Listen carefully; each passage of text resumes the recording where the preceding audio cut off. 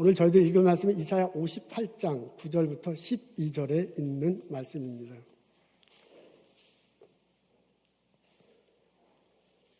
제가 읽겠습니다. 내가 부를 때에는 나 여호와께 응답하겠고 내가 부르짖을 때에는 내가 여기 있다 하리라.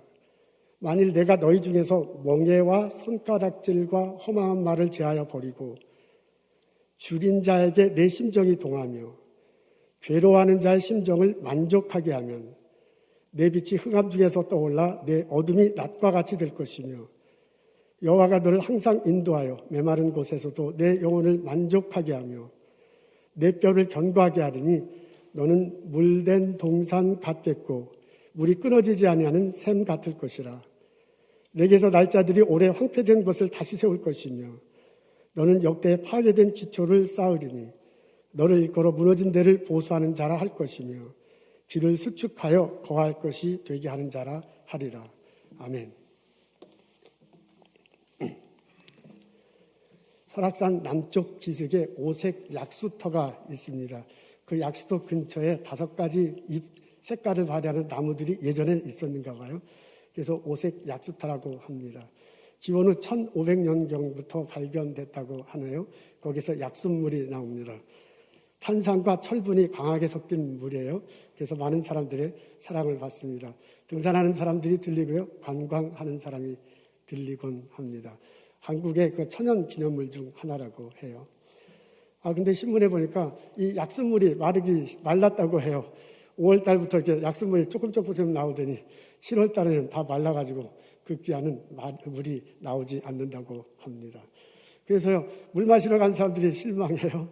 더 실망하는 사람은 주변에 이제 비즈니스 하시는 분들인데, 이 사람들이 요새 코로나 때라 그냥 사람들이 잘 안 오는데, 그나마 이 약수물 먹으러 오기를 했던 사람들도 오지 않아서 그 비즈니스 하는 사람들이 많이 울상이라고 합니다. 원인이 뭔가 곰곰이 생각해보니까 주변에 온천을 중심으로 한 호텔이 있는가 봐요. 그 호텔이 증설하면서 지하수를 많이 뽑아서서 이런 일이 벌어지지 않은가라고 그렇게 생각들 한다고 해요. 그래서 아마 그 호텔하고 협의를 하는 중인가 봅니다.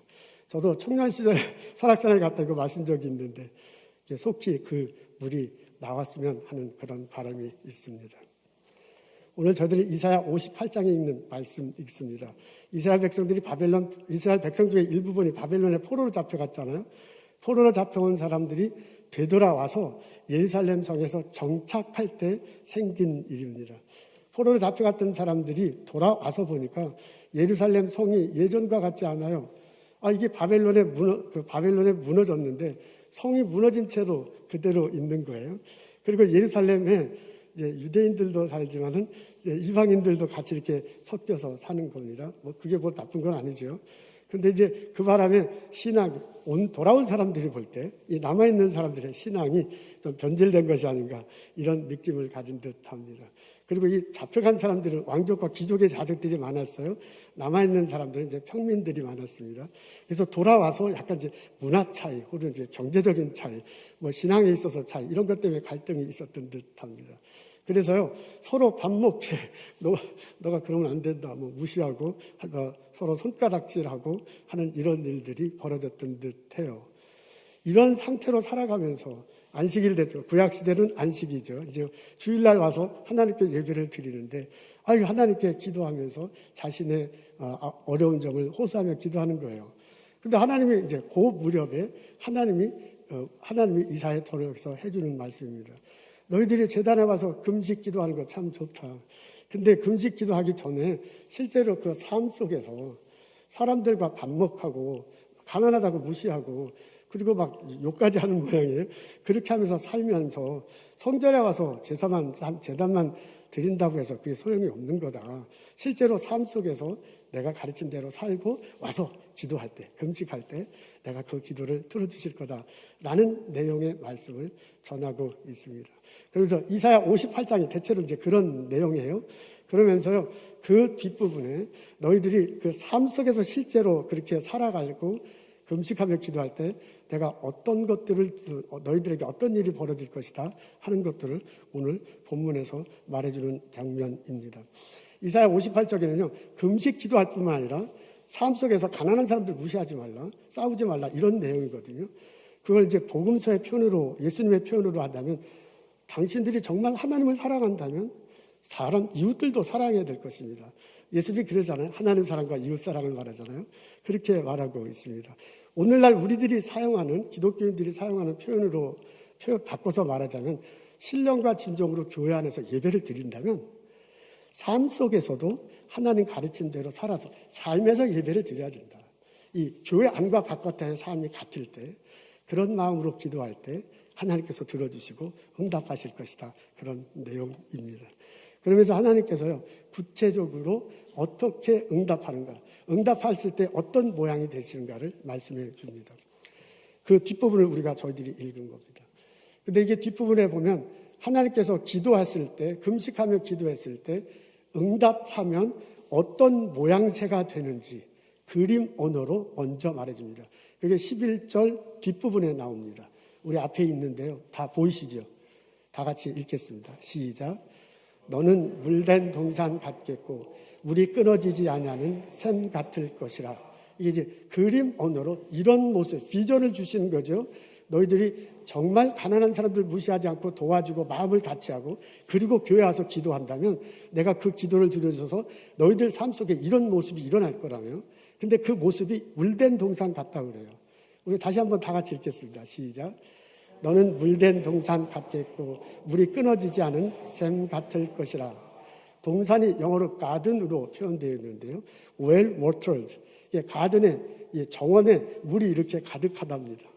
근데 이게 물이 가득한 이유가 있어요. 그 정원 안이든지 혹은 바깥에 스프링, 샘이 있어요. 근데 그 샘에서 물이 솟아나는데, 그 샘이 never fail이래요. 이 샘 솟는 게 항상 솟아나는 거예요. 물이 항상 솟아나가지고 그 물이 정원에 있는 물에 가득하기 때문에 그 정원은 물된 동산 같을 것이다. 그렇게 얘기를 합니다. 여러분, 물이 풍성한 동산 주변에는 풀이 나고요. 꽃이 자랄 것입니다. 나무가 심어지고 나무가 자라고 열매가 맺힐 거예요. 거기 물이 있고 나무 열매가 있고 살기가 좋기 때문에 사람들이 모일 것입니다. 그래서 거기가 사람들이 사는 아름다운 모습이 될 것입니다. 지금 하나님이 이사야를 통해서 그려주는 그림이에요. 너희들이 삶 속에서 가난하다고 무시하고 서로 싸우고 다루다고 그러지 않고, 정말 나가서 금식하면서 기도하면 내가 그 기도를 들어주겠다. 내가 너희들과 함께 해주면서 너희들 삶에 이런 삶을 만들어주겠다 하면서 보여준 그거예요. 여러분들의 삶이 물된 동산 같겠다. 근데 그 물이 스프링이 펑펑펑펑 계속 쏟아나서 그 물이 끊어지지 않는 그런 모습으로도 되게 될 것이다. 삶 속에서 나타날 것이다. 라고 말해주고 있습니다. 이런 그림이 우리가 믿고 이 말씀을 받아들일 때 우리들 삶 속에서 실제로 그려지기를 주님의 이름으로 축원합니다. 아멘. 그러면서 하나님께서요, 이렇게 그림을 그려줬는데 그렇게 그린 그림이 실제로 어떻게 내가 응답해서 나타날지를 11절과 12절에 말해줍니다. 집사님 여기 안 넘어가네요. 11절에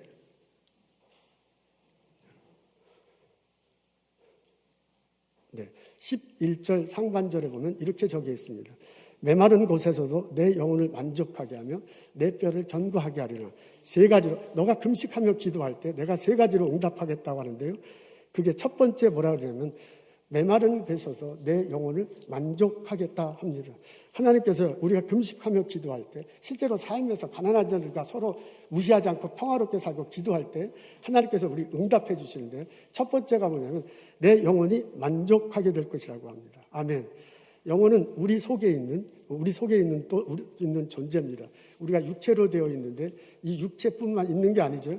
우리 안에 있는 또 다른 하나님의 형상을 닮아서 만들어진 또 다른 존재가 있습니다. 바울은 그것을 겉사람, 속사람 이렇게 성경에 표현하기도 하죠. 그렇게 표현될 수 있는 영혼이 우리 안에 있습니다. 그 영혼을 딱 부러지게 말하기는 참 어려운데 성경에 나와 있고 우리들이 이해한 바를 요약해서 정돈하면 이렇습니다.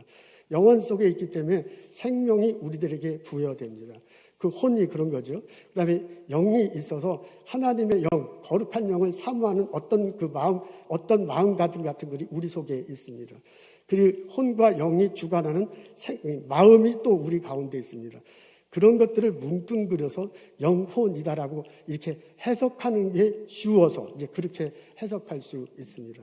그런 것들이 내 안에 있는데 그걸 영혼이라고 말할 수 있는데요. 그 영혼에 있어서 우리는 거룩한 것을 늘상 사모합니다. 그러다가 예수님의 소식을 듣잖아요. 예수님을 믿게 됩니다. 그 예수님의 가르침대로 살게 됩니다. 예수님의 힘을 입어서 하나님께 예배하고요. 그리고 하나님께 예배드리면서 우리는 은혜를 누리며 삽니다. 그렇게 하기 때문에 이 영혼 속에요. 내 삶 속에 하나님께서 주시는 은혜로 내가 자유함을 느껴요. 예수 그리스도를 위해서 죄에서 용서함 받았다. 자유함을 느끼잖아요. 예수님 가르침대로 살기 때문에 오는 기쁨이 있고 감사함이 있습니다. 예수님 이름으로 예배하기 때문에 하나님께서 주신 은혜가 우리들 이 속마음에 우리들 영혼 속에 차는 거예요. 그게 만족이 많이 찰만이거든요. fill it up 한다는 거거든요. 이 마음속에 그런 기쁨과 감사와 은혜가 이렇게 가득 찬다는 거예요. 이걸 성령의 언어로도 표현할 수 있습니다. 우리가 예수 그리스도를 믿을 때 성령이 내 안에 거한다 그러잖아요. 근데 그 성령이 활발하게 활동함으로 내 속에서 성령의 열매가 맺힙니다. 감사와 기쁨과 감격 이런 것들이 내 속에 막 가득 차는 거예요. 그래서 만족하게 되는 거예요. 그걸 하나님께서 뭐라고 하냐면 너가 금식하며 기도할 때 너가 삶 속에서 정말 가난한 자 무시하지 않고 그들과 평화롭게 살아가며 성전에 와서 기도할 때 내가 내 영혼을 만족하게 하겠다. 우리들의 영혼을 만족하게 했다고 하나님께서 말씀하십니다. 이런 은혜가 우리들에게 있기를 소원합니다. 그리고 또 첫 번째 영혼을 만족하게 하는 두 번째는 내 뼈를 견고하게 하리라고 했습니다. 뼈가 견고하게 된다는 것은 우리 육신이 건강하게 된다는 얘기입니다. 여러분 이제 우리 어르신들 보면 이렇게 연세가 드실수록 약해지는 것이 많지만 뼈가 좀 약해지시는 모양이에요. 그래서 넘어지시면 큰일 나잖아요. 그럼 이제 좀 부러지고 그러고 그 바람에 이제 몸을 잘 못 가누게 되고 그럴 수 있습니다. 그러니까 이 뼈가 우리 육신을 유지하는 데 굉장히 중요해요. 근데 지금 뭐라고 해야 하면 너가 금식하며 기도할 때 내가 너에게 영혼을 만족시켜주고 내 뼈를 견고하게 했다. 다시 말하면 너를 건강하게 하겠다. 나는 그렇게 하나님께서 약속해 주는 겁니다. 보스턴 글로브 8월 15일자에 흥미있는 내용이 나옵니다. 그 메인에 가면 락랜드라는 해변이 있는데 그 해변에 사는 버지니아 올리비아 씨가 아직도 건강하게 일을 하고 있다는 내용입니다. 지금 저분이 연세가 101세시래요. 저분의 직업이 랍스터를 잡는 직업이에요. 지금 앞에 사진을 볼 텐데요. 그 10살 때부터 그 지역에 아직 그 지역에서 태어났어요. 락랜드라는 해변가에서. 그래서 10살 때부터 아버지와 함께 바닷가에 나서 랍스터를 잡았대요. 남편하고 평생 같이 이제 그 랍스터 하다가 지금은 15년 전에 남편이 돌아가셨어. 그리고 지금은 아들하고 같이 이제 그 랍스터를 잡는. 아들의 나이는 78세, 본인은 101세야. 근데 이 랍스터를 5월 달부터 11월 달까지 잡는데요. 그리고 아침에 새벽 3시에 일어나고 배 타고 좀 가야 돼. 그리고 하루 종일 랍스터 잡고 이제 정돈하고 그러고 집에 들어오면 밤 10시까지 10시에 잔다는 거예요. 저 이제 올리비아 할머니께서 하시는 일 뭐냐면 앉아가지고 저 랍스터가 이렇게 망에다 이렇게 잡아서 끌어올리잖아요. 아들이 끌어올리면 그 잡은 것을 사이즈가 있대요. 작은 사이즈는 다시 돌려버려야 된대요. 그렇게 놓고서 딱 재서 사이즈가 작은 랍스터는 이제 다시 바닷가에 던지는 거야. 지금 할머니가 기세 좋게 너는 작다 그래서 이렇게 던졌는데 저 랍스터는 막 사진까지 찍히고 아주 행운합니다. 이제 딱 던지고 이제 제대로 된 랍스터 길이가 맞는 거는 그 발 여기다가 고무밴드 끼워야 되잖아요. 그건 할 수 있어. 그러니까 앉아가지고 재고 고무밴드 끼우고 그 다음에 그것을 박스에서 넣는지를 하고 계시대요. 아무리 그래도 그렇지 101세 되신 할머니가 얼마나 건강하셔. 주변에 있는 사람들이 그러시면 안 됩니다. 특히 의사분들이 이게 값이 안 된다는데 무슨 소리냐. 나는 건강하고 나는 행복하다. 그러면서 뭐라면 I am independent. 나는 지금 혼자 잘 살고 있으니 니들 뭐라고 하지 말라라고 말합니다. 이 기사 읽고 제가 굉장히 흐뭇해졌어요. 우리 장로님 권사님들, 우리 온난에 참석하시는 장로님, 우리 예배 참석하시는 우리 장로님 권사님들, 하나님께서 복 내주셔서 건강하시기를 축원합니다. 100세까지 일하시라는 얘기는 아니고요. 그러니까 100세까지 건강하게 잘 사시라는 얘기입니다. 우리 권사님들도 장로님들에게 그런 일이 있기를 소원합니다. 첫째, 내 영혼을 만족하게 할 거다. 두 번째는 너희들 건강하게 할 거다고요. 세 번째, 이런 말씀을 해주십니다. 내게서 날 자들이 오래 황폐된 것을 다시 세울 것이다. 그러니까 황폐된 것을 다시 세우는, 이게 무너진 것을 다시 세우는 일을 하게 될 것이다 라고 그렇게 말해 줍니다. 여러분, 이사야 58장의 내용은 이런 겁니다. 예루살렘 성에 돌아온 백성들하고 서로 반목하니까, 그리고 와서 예배를 드리니까 너희들 삶 속에서도 하나님 가르친 대로 살고, 그리고 와서 기도하라, 그리고 와서 예배하라. 그러면 내가 너희들의 기도를 들려주고 너희들을 인도하겠다. 그러면서 세 가지를 약속합니다. 하나는 영원히 만족하게 될 거다. 또 하나는 건강하게 될 거다. 세 번째는 무너진 성벽을, 황폐된 것을 세우는 그런 일이 너희들 삶에 벌어질 것이다 라고 말해주고 있습니다. 이 말씀이 우리들 삶 속에서도 고스란히 전해지기를 원합니다. 여러분, 2500년 전에 예루살렘의 상황과 오늘을 사는 우리들 상황은 다릅니다. 2500년 전에 예루살렘의 성에 사는 사람과 보스턴에서 이민 1세대로 살아가는 우리들 삶은 전혀 다릅니다. 그렇지만은 그 상황에서 갖는 하나님의 성품, 하나님의 마음, 그 상황에서 백성들이 와서 기도할 때 그 기도를 드리고 하자는 하나님의 응답하는 삶의 태도, 응답하는 모습은 오늘날 우리들에게도 그대로 전해질 줄로 믿습니다. 그 하나님이 우리에게 똑같은 마음으로 우리를 보시고요. 그 하나님이 우리가 금식하며 기도하며 나아갈 때 똑같이 응답하시리라고 믿습니다. 그렇게 믿고 오늘의 성경을 읽을 때, 그렇게 믿고 오늘의 성경을 해석하고 우리 사람 삶을 되돌아보면 우리가 하나님께 기도할 수 있어요. 우리가 교회 와서 예배 드리는 자세 그대로 삶을 살아가. 하나님 사랑하는 것만큼 다른 이웃들을 정말 사랑해. 가난하다고 못 배웠다고 무시하지 않고 동등하게 돼. 그러면 주님 앞에 나와서 하나님께 기도할 때 하나님 또한 우리들에게 영혼을 만족하게 하시고 우리를 건강케 하시고 우리들 삶에서 무너지는 것을 다시 세우게 하는 놀라운 역사가 이루어질 줄로 믿습니다. 그런 깨달음이, 그런 경험이, 그런 축복이 우리 모두에게 있기를 주님의 이름으로 축원합니다. 여러분, 이게 하나님께서 세 가지로 응답하신다고 했는데 그 중에 제가 제일 눈에 남는 게 이 세 번째입니다. 12절에 있는 내용입니다. 12절 앞부분에 뭐라면 내게서 날 자들이 오래 황폐한 것들을 다시 세울 거라 했습니다. 우리 앞에 있거든요. 한번 다 같이 읽겠습니다. 시작. 내게서 날 자들이 오래 황폐된 것을 다시 세울 거라. 내게서 날 자들이다 라고 이렇게 적혀져 있네요. 그러면 무슨 얘기예요? 우리 아들과 딸을, 우리 손자, 손녀를 말하는 거거든요. 내게서 날 자들이 오래 황폐된 것을 다시 세울 거래요. 근데 이게 영어 성경에는 그냥 people로 나왔어요. 그리고 세번역에는 백성들 이렇게 표현되어 있어요. 근데 개역 개정만 내게서 날 자들, 우리 자손으로 이렇게 되어 있네요. 아마 히브리 원어 단어가 이렇게 해도 저렇게 해도 되는 그런 뉘앙스를 가진 단어인 듯 합니다. 근데 저는 11절과 12절에 기도하면 이런 내용이 응답될 거라고 말할 때 거기가 전부 미래 동사가 쓰여져 있습니다. 하나님께서 응답하셔서 너가 영원히 만족하게 될 거야. 너가 건강하게 될 거야. 그러면서 12절이 너의 백성들이, 너의 자녀들이 무너진 것을 다시 세우게 될 거야 하고 미래에 펼쳐지는 일을 얘기합니다. 그렇다고 보면 여기서 내게서 날 자들이라는 단어가 보통 백성을 말할 수도 있고 우리 자녀를 말할 수도 있는 같은 건가 봐요. 그럼 미래에 벌어질 일이니까 우리 자녀에게 하는 말씀이라 라고 해석하고 받아들여도 될 듯합니다. 그래서 개역 개정판이요. 내게서 날 자들, 너희 아들이, 너희 딸이, 너희 손자들에게 이런 일이 벌어질 거라고 말한 내용이 너무너무 은혜로 다가옵니다. 이렇게 적혀져 있어요. 황폐된 곳을 다시 세울 거래요. 여러분, 이스라엘 백성들이 돌아와 보니까 이스라엘 백성들이 다 성이 무너져갖고 황폐됐어요. 그걸 다시 세울 거래요. 그래서 그 다시 세우는 모습이 여기 적혀져 있어요. 파괴된 기초를 쌓아요.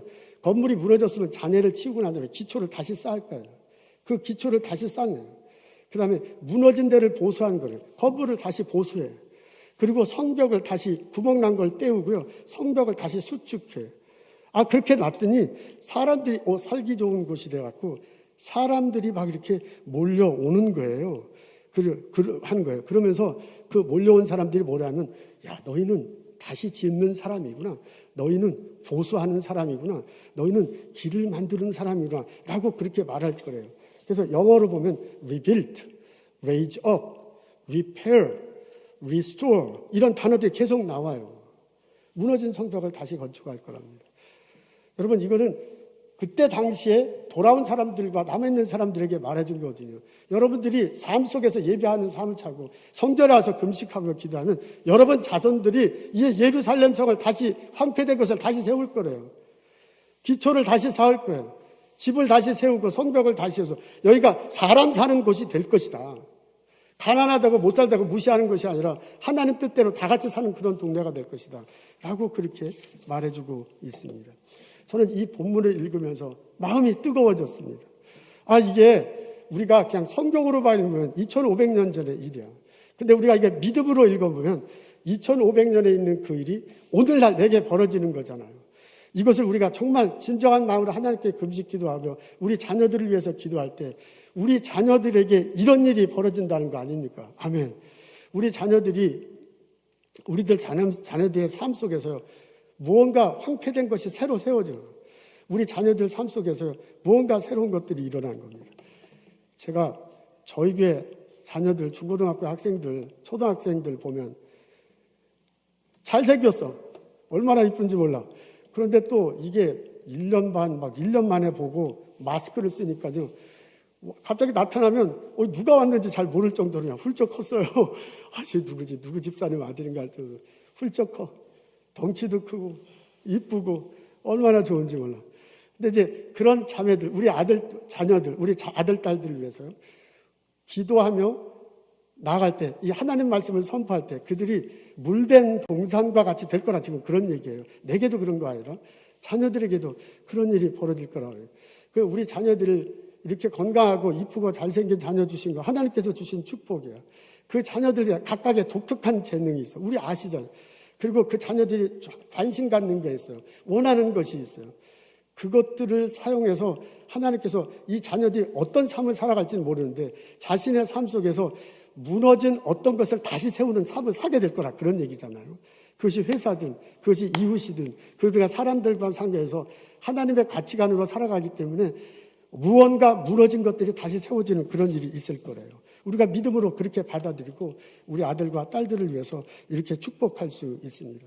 그런 점에서 우리는 우리 아들과 딸들을 위해서 또한 기도할 수 있습니다.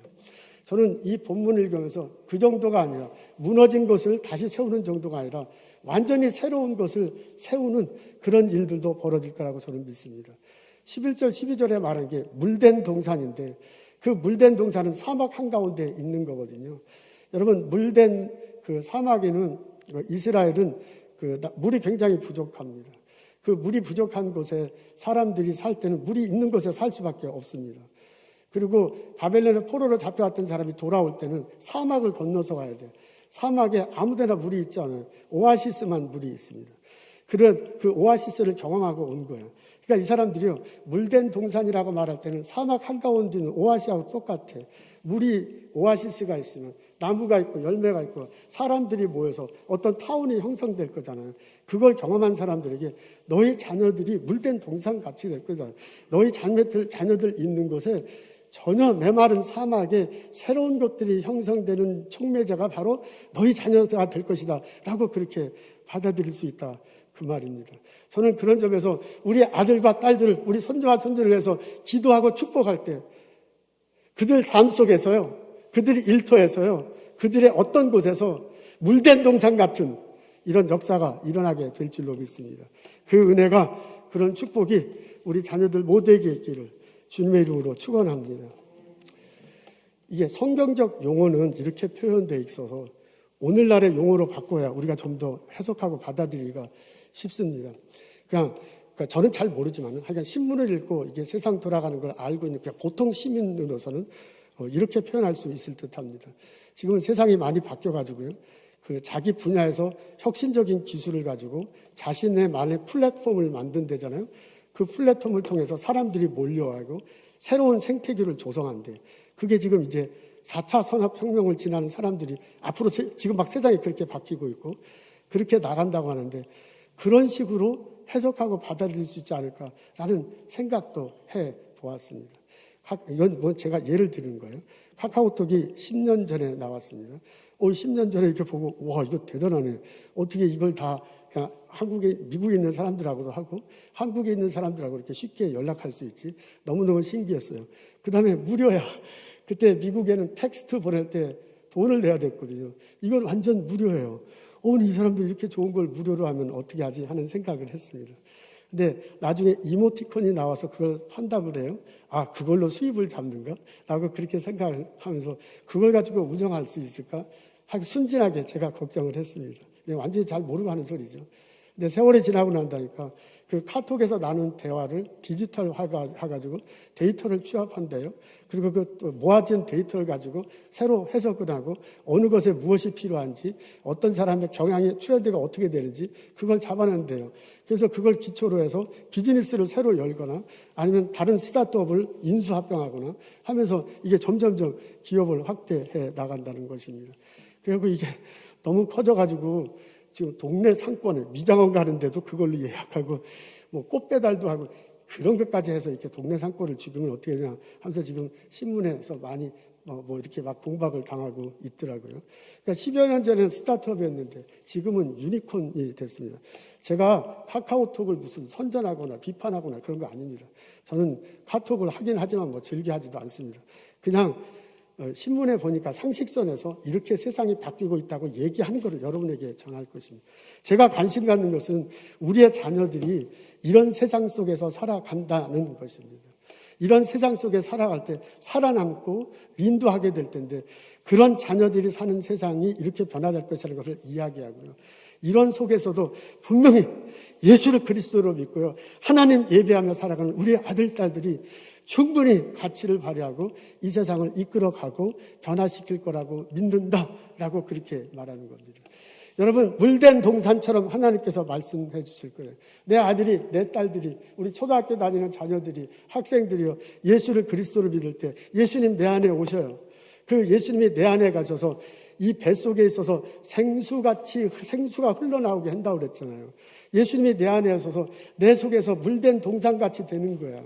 예수님이 와서 내 재능이, 내 지혜가 우리 아들과 딸 통해서 이렇게 나오게 하는 거예요. 그래서 그 자녀하고금 새로운 것을 보게 하고 새로운 플랫폼을 만들고 그 자녀를 통해서 새로운 환경을 이끌어가도록 그렇게 할 줄로 저는 믿습니다. 그 자녀들이 어떻게 살아갈지, 어떤 곳에서 일할지, 어떤 재능을 갈지 나는 잘 몰라요. 근데 제가 아침마다 새벽마다 축복하며 기도하기를 하나님께서 성경의 언어로 물된 동산같이 해주신다고 했으니 우리 교회에 출석하는 초등부 어린아이들, 중고등부 학생들, 우리의 손자 손녀에게도 우리가 기도하며 축복할 때 그런 일이 벌어질 줄로 믿습니다. 그런 점에서 희망을 가지고 그런 점에서 소망을 가지고 아이들 위해서 기도하며 나아가는 나와 여러분 되시기를 주님의 이름으로 축원합니다. 아멘. 여러분 9월 학기가 됐습니다. 9월 학기가 되면 우리 모두는 좀 긴장하면서 지냅니다. 이제 학교에 가잖아요. 그리고 이제 선생님과 아이들 만나는데 잘 지내기를 긴장해. 근데 이번에는 더 긴장하는 게 있습니다. 코로나 때문에 그렇습니다. 학교에 가서 또 이렇게 전염병에 걸리면 어떡할까 하는 그런 마음이 이렇게 좀 조심스럽습니다.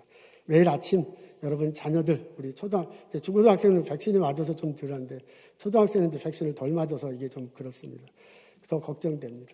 우리 초등학교 어린이들 스쿨버스에 보낼 때 그 자녀를 위해서 그 아들과 딸을 위해서 축복하며 기도하십시오.